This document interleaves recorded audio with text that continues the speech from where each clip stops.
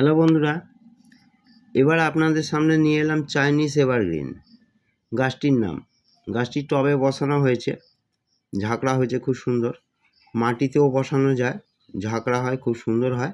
গাছটির পাতা দেখুন দু কালারের, সাদার সঙ্গে সবুজ মেশানো, দেখতে খুব সুন্দর লাগছে। গাছটিতে সব রকম সারই লাগে, গোবর সার, খোল এবং জৈব সার। জৈব সারটা আমরা বাড়িতেই মন করলে করতে পারি, যে আমাদের সবজির বাকি অংশটা বাদ যায়, খোসা বা অন্যান্যগুলো, ওইগুলো বা ডিমের খোলা একটা বালতিতে রেখে এবার কিছুদিন পর ওটা পচে যাবে, তখন ওটাকে শুকনো করে গুঁড়ো করে মাটির সঙ্গে মিশিয়ে যদি গাছের গোড়ায় দেওয়া যায়, খুব সুন্দর একটা সার হয়। আর তার সঙ্গে সামান্য একটুখানি ফোরেট বা BSC-10 দিয়ে দেবেন, পিঁপড়ে ধরবে না।